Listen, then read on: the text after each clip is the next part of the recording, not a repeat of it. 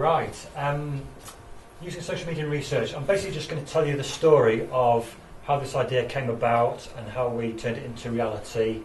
And if we get the chance at the end, we'll look at some data and some of the kind of so what questions. But this is really just a kind of a narrative, really. Or at least it would be if I could go forward. Right. Okay. So the idea came about. I happened to be doing some thinking about, and this is part of my own PhD, about online interactions and kind of getting a sense of what you can pick up by looking at the internet. And I came across this paper, which is quite an influential paper, by Dodds and Danforth, which is talking about this approach to large-scale blogs. They analysed some song lyrics, they analysed presidential addresses, which is quite topical for us, I guess. Around about the same time, I happened to walk to and from work past that building there, and in my mind I kind of made a bit of a connection that actually a building like that could be used to display something. We could do some research, and the results could be somehow visualised, a bit like a graphic equaliser. So that was my starting point. But I needed a way of making that happen, so pretty hard for me, sat in my office just around the corner, to think how I was going to manage that. But the ideal vehicle is the Festival of the Mind, which will happen again in 2 years' time. So, if you've got a kind of what you think is a weird and wonderful idea, don't dismiss it, because this is the sort of thing that can make that kind of idea actually come to life. So my idea was to get a group of people together. And we've got some people here from computer science, we've got some people from Human Studio who did the design work, and we've got some people from Ignite Imaginations. I'll tell you a bit about what they all did later on. This is up at Park Hill, where the design studio have got their place. This is a nice convivial partner meeting. Okay, so my research question was really focusing around the first bit. Can we measure the mood of a city? Can we measure the mood of a large number of people? And can we therefore say something meaningful about our mental health, our well-being? If we can do that, how can we visualise that so people can kind of understand it? And how can we feed that back so that people can take something away from that? So the first part of that question. I guess there are lots of ways that you could approach this. So you could give a questionnaire to everybody who lives in Sheffield, and you could ask them how happy they were at any given time, and you could get the numbers and crunch the numbers, and you could work out, okay, well, this is how happy we are on a Monday compared to a Tuesday to a Wednesday. We've got things nowadays such as facial recognition. You could, sounds a bit sort of Big Brother-ish, but you could have cameras positioned around the city looking at our faces as we go about our day-to-day business. Are we smiling? Are we sad? Are we bored? Are we worried? We could look at other things such as heart rate. So there's quite a lot of interest in detection of emotion through physiological measures. So we could all get our Fitbits and have our heart rate measured. We could ask people, so we could do interviews. Obviously there are pros and cons to all of these. We could get people to keep a diary. How are you feeling today? How did you feel yesterday? How does your mood vary? Quite an obvious way of doing this kind of thing is by using social media, and the reasons are kind of self-evident. Increasingly we've all got a handheld device, and we all use social media, and actually these are wrong one. So many of us have got them now, and the coverage is so good, and the speed of the devices is so good, that the data is really quite rich. It gives individual and network data, so it gives a sense of what I'm doing, but also who I'm communicating with, which is interesting. So you might think there's a story there around how does my own emotion, how does that turn into something meaningful in terms of my networks? There's loads and loads of data being captured from these devices, so that's not a problem. We've got huge amounts of numbers to work with, and it's kind of easy to get hold of, at least Twitter is. I'd have probably struggled to do this with Facebook because they guard their data a bit more closely, but Twitter let you have I think it's 1% of the stream at any one moment. Of course, there are some issues, and you're probably leaping ahead and thinking, well, okay, how genuine are we being when we're tweeting, when we're using social media, and what can we really say about our emotions from that? You might also think, well, you know, one person only tweets once a day or once every other day, so what can you actually say about an individual, which is a valid point. And there's some big issues around ethics. Now I'm going to park those because Wasim's going to tell us all about ethics later on. But as you can imagine, there are some issues with capturing and then analysing and representing someone's Twitter data. And we had to be quite careful in this project, and I'll come on to that shortly. Right, how does this actually work? I might actually just come out, and if this is going to play ball, this was a video kindly produced by Graham and Tom from Kicks. I'll play just a short section of this. I'm going to be talking, and then Mark Stevenson, my colleague from Computer Science, over the way, is going to be talking as well. The tweets that it's analysing.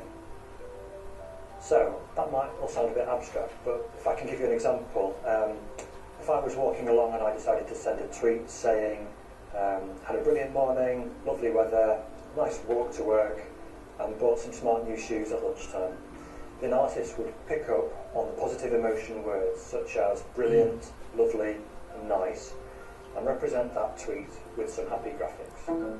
Whereas, if later in the same day I sent a tweet which said, okay day at work, but awful weather this afternoon, got soaked walking to the bus, new shoes ruined, gutted.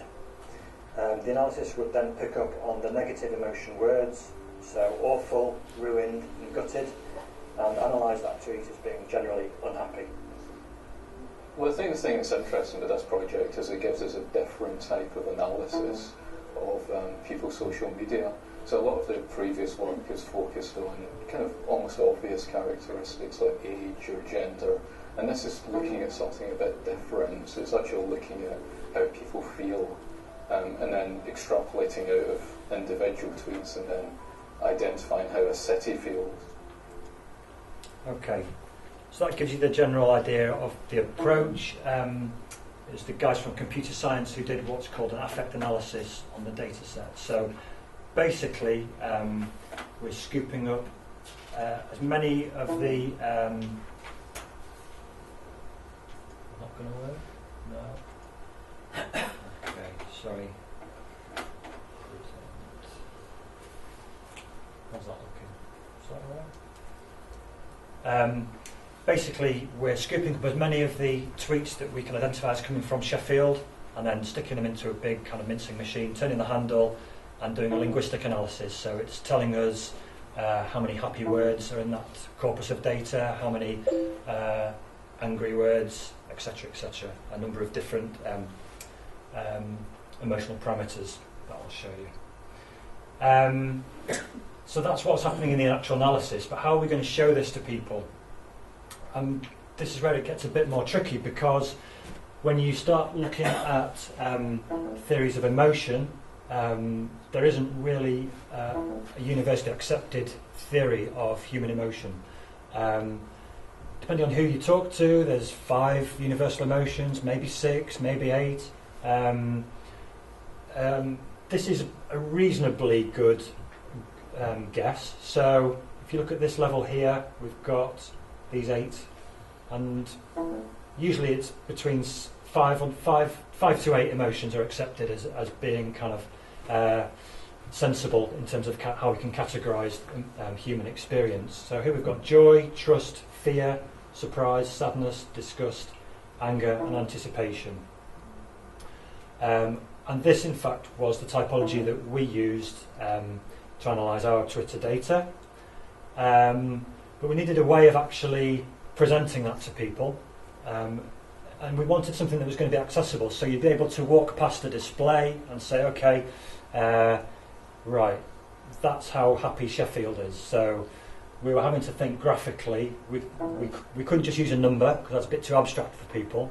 And we didn't want to just say Sheffield is 90% happy. We wanted to be able to represent the diversity of experience. And this is one particular representation that we found which seemed to work. So from this we extracted the happy, sad dimension, satisfied, tense dimension, the calm, angry dimension, and the tired, excited dimension. And that became what you can see there. So what we've got here is a representation of the last 50 tweets from Sheffield at any given moment. We know they're from Sheffield because every tweet has some geolocation data in it. So we know if someone tweets from Manchester, we know that that's not going to be included in our analysis. If it comes from the Sheffield City region, we can include it. And basically the further it is towards either side, so this is an angry tweet, these ones are relatively neutral, that'll be a happy one, that's an excited one if it's up here. So at any one given moment you can get a sense of the spread of emotions across the city, and although ironically the live site isn't working, which is typical, but you do get a sense if you watch this of how moods fluctuate. And so you can go to the site in the morning and you'll see people are generally they tend to be kind of happy first thing, and then things start to shift, and depending on time of day and day of week you start to see these patterns emerging, which is kind of interesting. So this is just a clearer view of the dimensions that the design company helped us to come up with.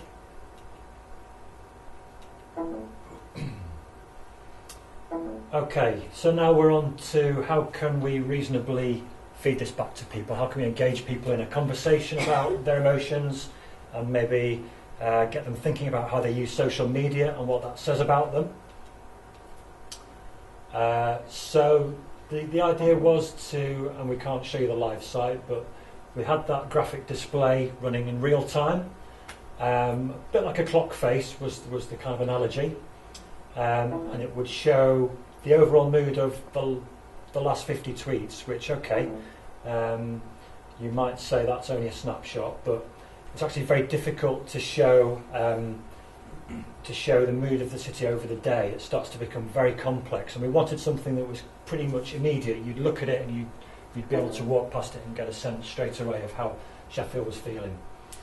The website also gives you the opportunity to enter a Twitter handle and to see what that looks like. So you can enter your own name or Donald Trump's Twitter handle, and you can see how his tweets are comparing to the city of Sheffield. We were lucky with the support of Festival of the Mind. I mean, hopefully people engaged with the festival back in September, but it was big news across Sheffield. So, for example, in the evenings, there were some fantastic things happening. Loads of things were being showcased on buildings. So we were lucky to be on the City Hall. And here's just an example of how the graphics looked on a big scale. In the Peace Gardens. And this was, there's also some footage of the kind of the array with the 50 tweets. This was to try and give people a sense of, this is a real-time analysis, and you can find out at any time how happy your city is. We also had a presence in the Millennium Gallery with the analysis showing, and this is where Ignite Imaginations came in. They're basically an arts-based charity who helped people to get talking about the project. So people would walk past and stop and think, oh, that looks interesting, but actually the staff here would kind of draw them in and get them thinking about how happy they were, what social media did for them, what kind of a person they were on Twitter. And quite a lot of people analysed their own Twitter profile and realised that on Twitter they came across in a very particular way, which wasn't how they perceived. So typically you get people who were kind of a bit ranty and always went onto Twitter to complain about stuff. So they'd, of course, their dots would all come out over here, and they'd say, actually, that's not how I feel on a day-to-day basis, but clearly that's how people are experiencing them online, albeit online presentation is only a part of our experience, but it was interesting to get people to think, okay, well, this is the kind of person I am on Twitter, and it's different to how I am in real life. We also had some kind of more interactive things, so people could write things that made them feel happy and kind of turn them into a little bird and hang them up. And we had some postcards, so what makes you happy? So Rory, who's 15 months, he's got very good writing for a 15-month-year-old. He'd, with some help, I guess, had said dinosaurs, broccoli pizza, and playing with his sister. And we got everything, you know, from the profound to the ridiculous, and that was great, actually. We also did a talk in the Spiegel tent. In true Trump style, this was actually a picture of the crowd outside waiting to get in. But that was the talk. So yeah, a bit of a bottleneck getting in the door. So in the festival period, we were analysing about 10,000 tweets a day. So you can tell it's big data. That was the number crunching that was happening. And we had a lot of unique visitors to the website, so we were happy that we actually got pretty good engagement. We got some coverage in The Guardian, for example, and we went on to local radio. So, you know, these were all opportunities that I'd never had before, so it was fantastic for me and for Mark personally. Okay, nearly out of time, so we'll cut to the chase. So, quick look at some of the data. The data isn't earth-shattering, it's probably nothing too surprising and probably nothing too significant. So here we've got hour of the day, and we've just picked out 3 of the emotions to look at. What we do seem to see is a slight falling away of emotional content. So obviously the few people who are awake at 2 in the morning tend to be kind of angry or happy or, you know, quite energised.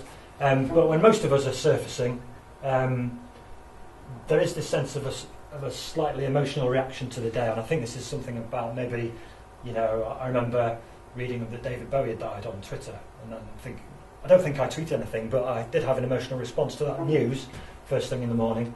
So I think people kind of greet the day sometimes with something that's got a bit of emotional content, and then kind of, you know, when you commute to work, you kind of settle down, and then maybe the reverse happens towards the end.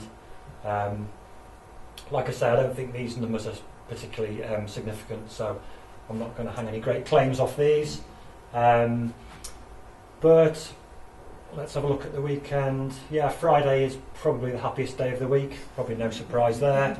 Things seem to dip down a bit for Saturday, and then pick up a bit on the Sunday. And this one perhaps gives more of a mixed picture, really. That, interestingly, perhaps it is sort of happiness that is the predominant emotional tone on Twitter. So obviously when people are presenting themselves to the world, they do generally want to give kind of a positive spin on things. So I'm not going to say much more than that because I'm out of time. There is a video, and I'll get the site back up, hopefully, so you can go and have a look at it yourself. And we'll take some questions at the end. Yeah, at the end of the 2 of the talk. So just want to say thank you, Chris, for the interesting talks. So I appreciate you.